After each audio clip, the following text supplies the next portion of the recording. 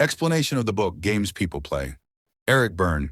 The book Games People Play is one of the most important books in social psychology, as it reveals the hidden patterns in human interaction with each other. The book is based on the theory of transactional analysis, developed by psychologist Eric Berne, to understand how people manage their relationships through recurring patterns known as psychological games. In this explanation, we will review the book in detail, starting from the basics and ending with how to apply it in everyday life.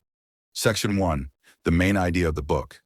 Berne proposes the idea that communication between people is not random, but rather is subject to specific patterns. These patterns can be healthy, such as logical interaction and mutual respect, or unhealthy, such as psychological games that are repeated and cause tension and problems in relationships. What is meant by psychological games? Psychological games are unconscious patterns of interaction that people play to gain certain psychological rewards, such as feeling important, attracting attention, avoiding responsibility, or proving that they are right. These games can be innocent or toxic, but in any case, they perpetuate problems rather than solve them. Section 2. Ego states. How do we communicate with others? Berne says that every human being has 3 psychological states that they move between when communicating with others, which are 1. Parent state. This represents the rules and beliefs we learn from our parents in society. This state can be critical parent. Critical enforces rules and acts authoritatively. Nurturing parent. Supportive and caring, but can be overprotective. Examples. This is wrong. Critical parent. Let me help you. Nurturing parent. 2. Adult state. This is considered the most balanced state, where the person relies on logic and facts rather than emotions or prejudices. Examples. What information is available? What is the best logical solution to this problem? 3. Child state represents the emotions, instincts, and needs we had as children. This state can be free child, creative, playful, and spontaneous. Adapted child. Tries to please others or is afraid of punishment. Rebellious child. Contradicts rules and challenges authority. Examples. I don't want to do this. Rebellious child. Can I have more candy? Rebellious child. How do ego states affect the interaction? If a critical parent speaks up and a rebellious child responds, the interaction will end in conflict. If an adult speaks up, the interaction is likely to get a calm, logical response. Section 3. Psychological games. Why do we act the way we do? Berne describes many psychological games that people play unconsciously, leading to unhealthy relationships. Examples of common psychological games. 1. Yes, but the person asks for advice, but rejects every proposed solution. The hidden goal.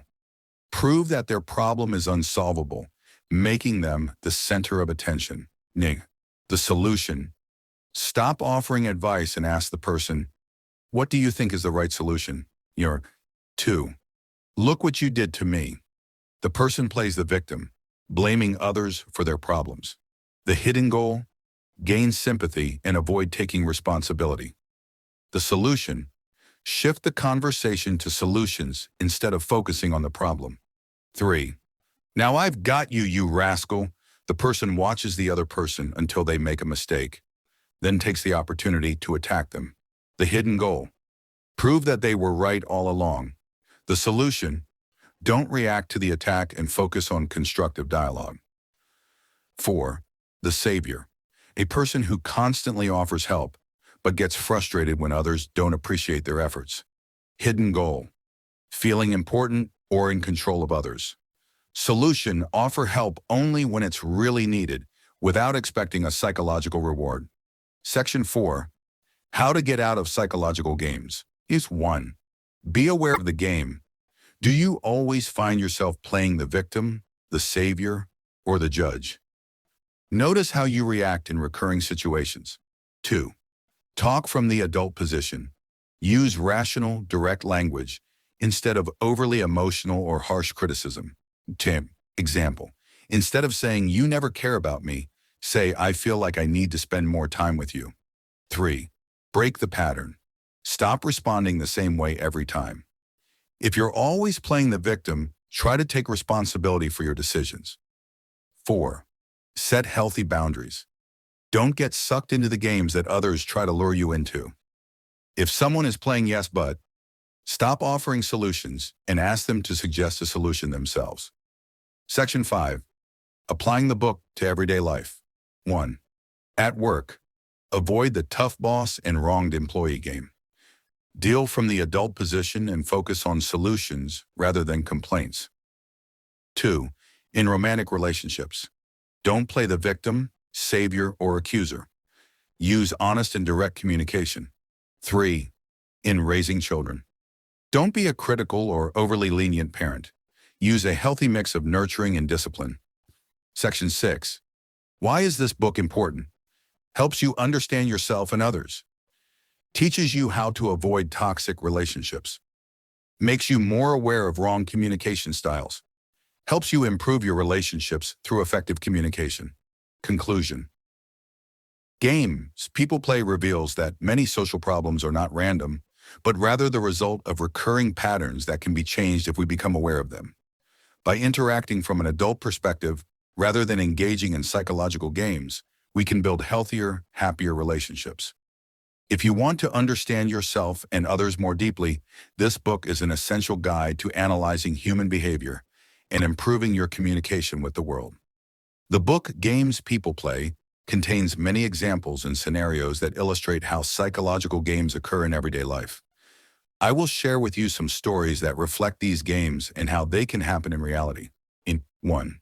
The story of the yes, but. Game, situation.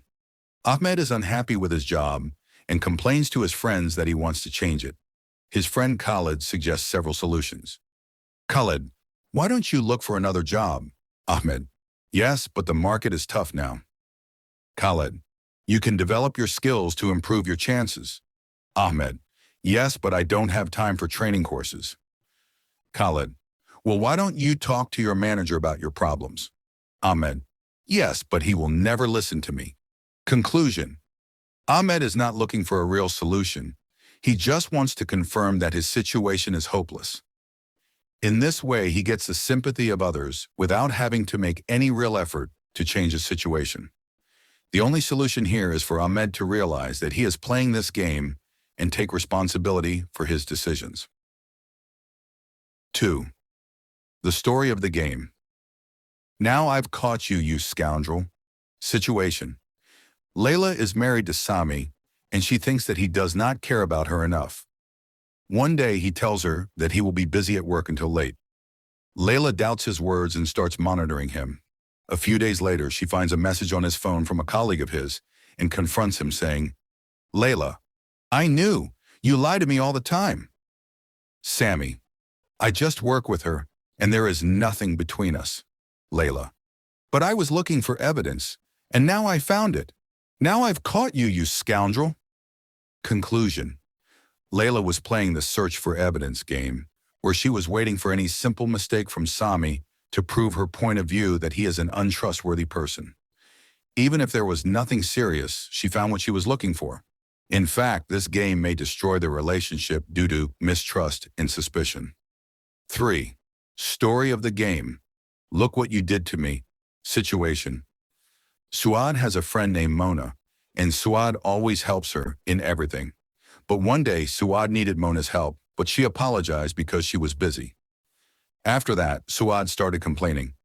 Suad, didn't I help you in many situations? Is this how you repay favors? Mona, I'm sorry, but I'm really busy today. Suad, it doesn't matter. I always give without expecting anything in return. No one cares about me as much as I care about others. Conclusion. Suad plays the game, Look What You Did to Me, where she tries to make others feel guilty because she gave them a lot and didn't get anything in return. This game makes the relationship unbalanced, as others feel that they always owe her, which leads to their alienation from her in the long run. And 4. The story of the cruel wife and lazy husband games from Rome. Situation. In Fatima and her husband, Hassan's house, Fatima always complains that Hassan does not help with the housework. Every day she scolds him, saying, Fatima, you do nothing around the house. Everything falls on me. Hassan, I am tired after work, but I will try to help you later. Fatima, no, I know you won't. You are always like this. In the end, Hassan gets frustrated and stops trying completely, which makes Fatima confirm to herself that he is a lazy husband, and she is the victim who does everything alone. Conclusion. This game makes both parties feel frustrated. Fatima plays the role of the critical parent, while Hassan surrenders to the role of the adapted child who stops trying to change because he is convinced that he will not be appreciated no matter what he does. 5. The story of the savior game. Situation. Tariq loves to help his colleagues at work, but sometimes he goes too far. When he sees his colleague, Samar, having trouble with her report, he immediately steps in without her asking for help. Tariq, let me help you. I think I can improve the report. Samar, but I didn't ask for your help. I could have finished it on my own. Tariq, don't worry. I'm always here to save the day. After a while, Tariq begins to feel unappreciated because he helps everyone, but no one thanks him as much as he wants. Conclusion. Tariq plays the role of rescuer, feeling happy when others need him, but he doesn't realize that he may be interfering in matters that don't need his intervention. When he doesn't get the thanks he expects, he feels frustrated and feels that others don't appreciate him. The message of these stories. These psychological games happen every day, but most people don't realize that they are participating in them. The aim of the book is to raise awareness of these patterns so that we can break them and improve the quality of our relationships. When we realize that we are playing a psychological game, we can stop participating in it and choose healthier ways of communicating. How to stop these games. 1. Notice the patterns in your life. Do you find yourself playing the victim, the savior, or the judge? 2. React from an adult perspective. Use logic instead of emotion or harsh criticism. 3. Set healthy boundaries. Don't feel pressured into a particular role in any relationship. 4. Take responsibility for your actions. Instead of complaining, ask yourself, what can I do to improve the situation? 5. Communicate clearly. Instead of innuendo or emotional manipulation, use clear, direct words. Conclusion. Games people play shows us that relationships aren't always what they seem, but are influenced by recurring psychological patterns. When we recognize these patterns, we can break free and build healthy relationships based on honesty and effective communication. Have you ever found yourself playing one of these games?